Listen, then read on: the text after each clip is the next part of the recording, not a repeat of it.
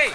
It's the most fucked up drinking conversation I've had my whole life was with a psychiatrist in the United States of America. I'd flown over there to test to see if I was a match to give my brother a kidney. Now, yeah, serious, right?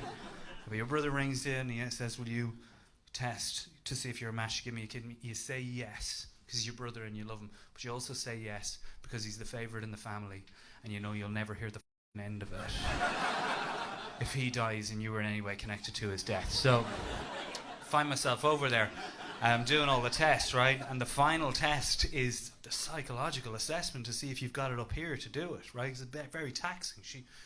The thing about this is like 2.5 hours with an American psychiatrist, and I don't know if you found this, but when you clarify with me if this is true. When American people ask British or Irish people sincere questions, the temptation to take the piss is so vast. You must recognize this. It's like the more sincere the questions become, the more you want to make a fart noise with your... And honestly, these questions I was getting asked were the most sincere questions I've ever been asked in my life. First question, how would you feel if after donating the kidney, his body rejects it? Be furious. Regard that as highly ungrateful. I would either tear it out his belly button, pull it out his arse, one way or the other.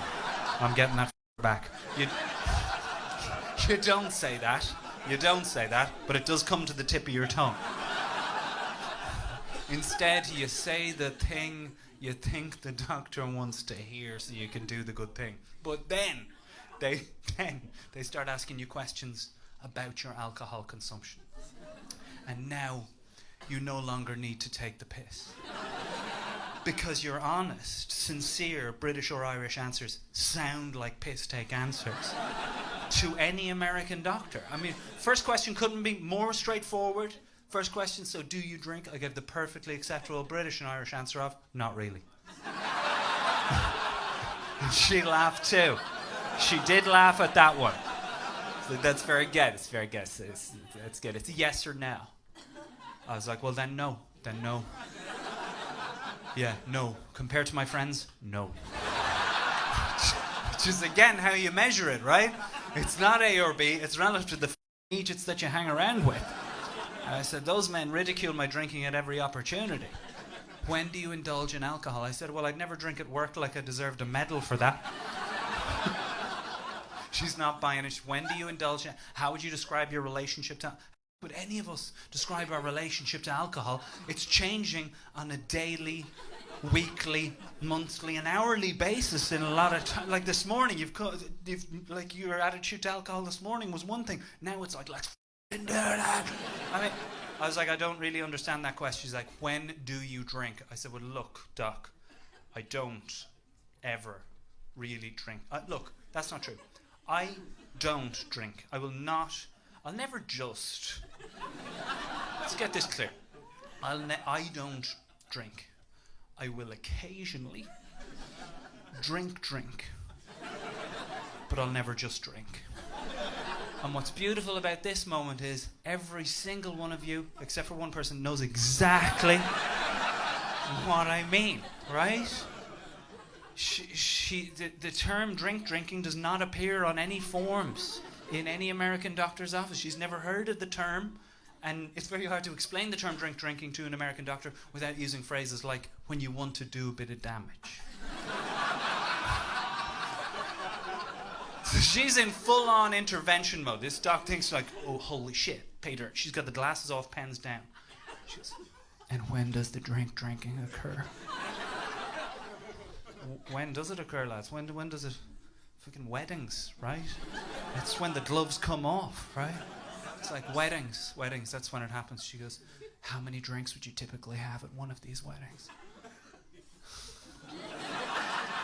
Who the fuck has ever counted? That figure has never been documented, right? The question is not how many. The question is how long. How long are they going to serve us for? That's the question. The question is, do I have a hotel room? Am I staying in the hotel? That's the question.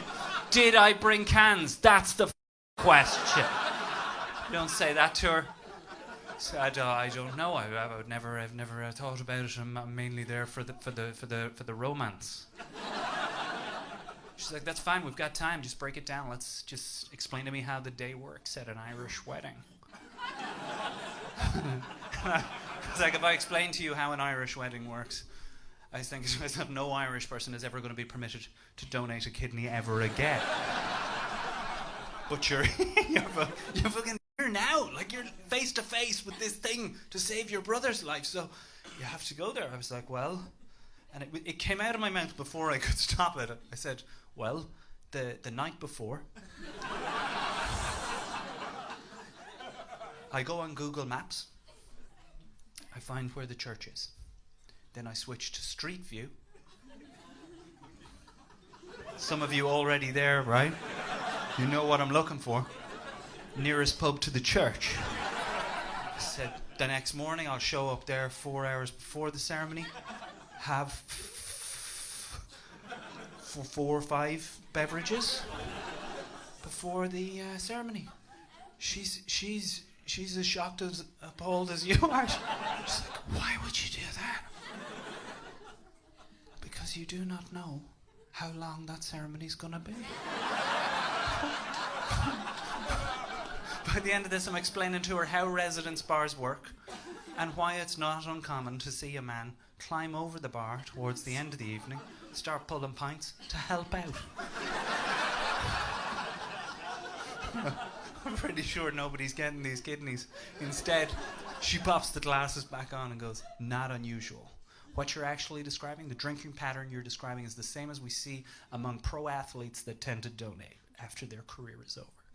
Big blowout, long dry period. Big blowout, long dry period. And what we see with the athlete, just as we see with you, is it gives the kidney the opportunity to recover.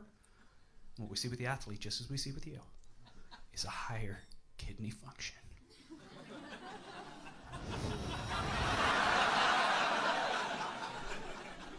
Wait till I tell the lads this.